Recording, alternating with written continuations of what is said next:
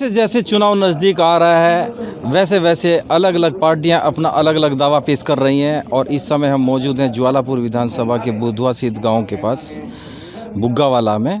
और यहां पर समाजवादी के यानी कि हमारे पास प्रत्याशी हैं श्री सनातन सोनकर जी, और जानने की कोशिश करते हैं कि इस 14 तारीख को जो चुनाव होना है इसके बारे में उनको क्या कहना है। धन्यवाद सनी जी। आप जानते हो कि चुनाव नज़दीक आ रहा है।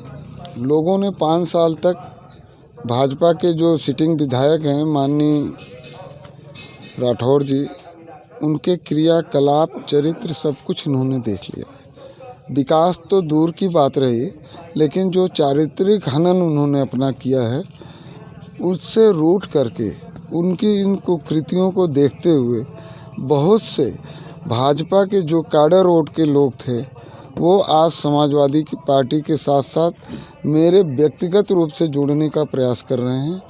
सबसे बड़ी समस्या जो आप जानते हो कि इस क्षेत्र की रोज़गार एक बहुत युवाओं में समस्या है कि वो कौन सा रोज़गार करें। पढ़ लिखने के बाद सबको सरकारी नौकरी नहीं मिल पा रही।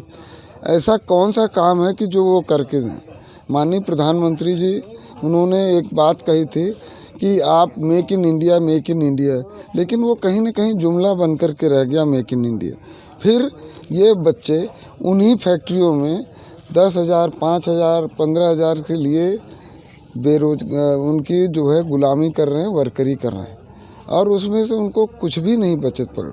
ये जो विधानसभा है ज्वालापुर, ये जो है कई इंडस्ट्री एरिया से जुड़ा हुआ है, लेकिन बच्चे सवेरे जाते हैं, मोटरसाइकिलों से जाते हैं, बसों से जाते हैं। वो शाम तक माँ बाप चिंतित रहते हैं कि बेटा घर सही सलामत घर आएगा कि नहीं आएगा।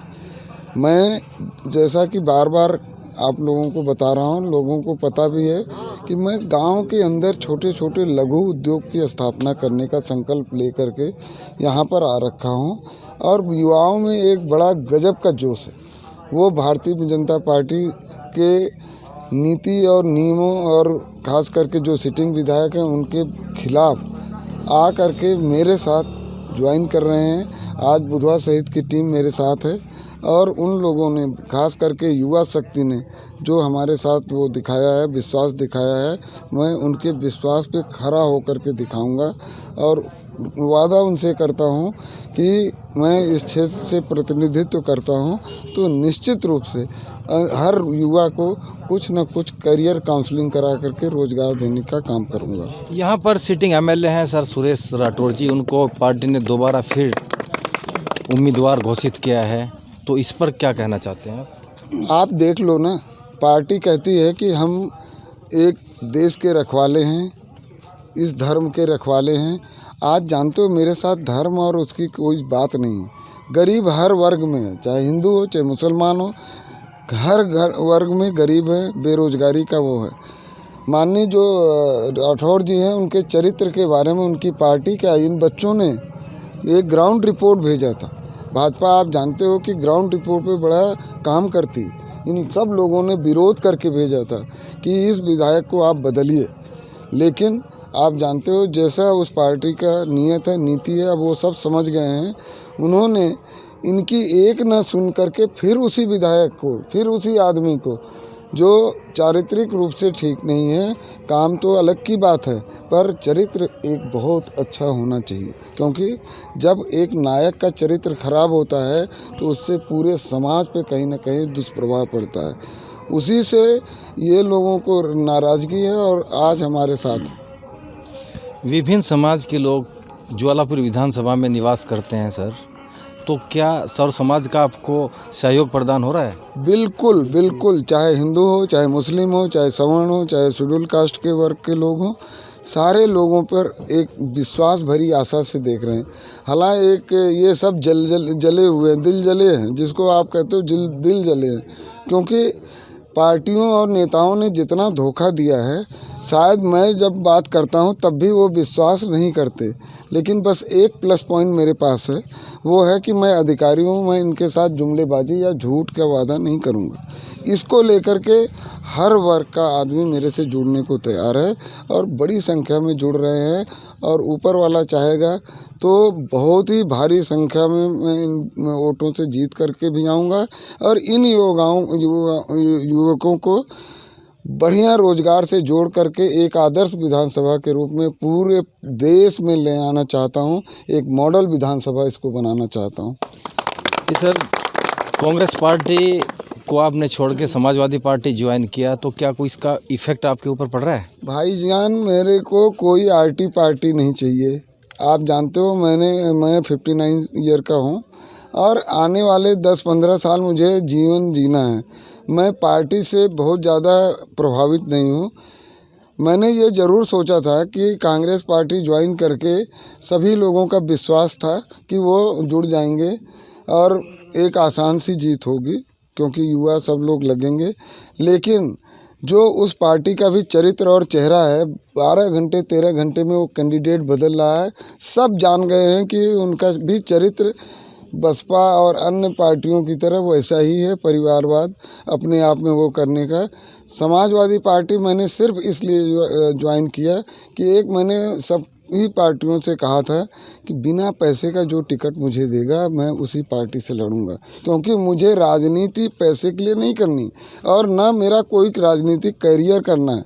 मुझे तो इन युवाओं के साथ एक नया एक्सपेरिमेंट करना है, ग्रामीण रोजगार को जोड़ने के लिए। उसी के लिए मैं आया हूं और इस पार्टी ने बहुत ही स्नेह दिया। माननीय अखिलेश यादव जी ने 2 घंटे के अंदर कहा कि चीफ साहब आप रुको, आपको टिकट दिया जाएगा, और उन्होंने अपना वादा निभाया है। और मुझे बड़ी खुशी का विषय है कि शायद मैं निर्दलीय लड़ता, मैंने तो इलेक्शन लड़ना ही था, क्योंकि मैं नौकरी छोड़ के आया था, मुझे नौकरी छोड़ करके इलेक्शन लड़ना था। और उस साइकिल को जिसका बहुत ज़्यादा असर नहीं था, जुमलेबाजों ने इसको बेसुरा कर दिया था, आज वो साइकिल बहुत तेज़ी से चलेगी, एक पहचान है उसकी। इसलिए मुझे बड़ा खुशी है कि अच्छा हुआ कि मैं कांग्रेस पार्टी नहीं ज्वाइन किया और इन युवाओं के साथ एक दबंग विधायक ऐसी पार्टी का दूंगा जो गरीब आदमियों तक पहुंच पाए। एक लास्ट क्वेश्चन और है सर मेरा आपसे। आप सबसे वेल क्वालिफाइड कैंडिडेट हैं ज्वालापुर विधानसभा में, तो क्या इसका कुछ इफेक्ट पड़ेगा नवयुवकों के ऊपर? आप जानते हो आज मीडिया का ज़माना है ना, मीडिया के साथ साथ जो व्हाट्सएप और सोशल मीडिया का ज़माना है। हर छोटे मोटे, चाहे पढ़े लिखे हो चाहे अनपढ़ हो, हर के पास मोबाइल है और हर कोई जानता है कि कौन आदमी काम करेगा, कौन आदमी काम नहीं करेगा।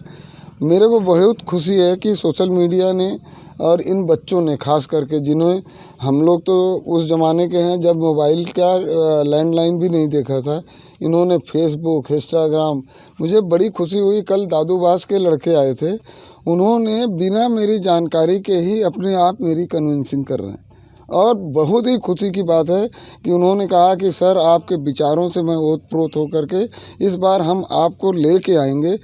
पढ़े लिखे की जहाँ तक सवाल है, इस संविधान में इलेक्शन लड़ने के लिए पढ़ा लिखा ज़रूरी नहीं है, लेकिन दुर्भाग्य है कि जो अनपढ़ वहाँ पे पहुँचते हैं, जो गांव से पहुँचते हैं, गांव की समस्याओं से पहुँचते हैं, जैसे ही डनलप की कुर्सी मिलती है उसके बाद उनकी गरीबी दूर होती है, उसके बाद वो सब भूल जाते हैं और काम कराने के और काम करने के न तो उन्हें तरीका मालूम होता है ना वो है। संविधान ने ये ज़रूर दिया था कि गरीब आदमी जो गांव की समस्याओं को जानता है वो जाके संविधान में करे, लेकिन दुर्भाग्य है कि जैसे ही वो संविधानिक पद पे पहुंचता है वो ऐसो आराम में गुजर जाता है उसका, और वो कोई भी काम करने को ना उसे तरीका मालूम है।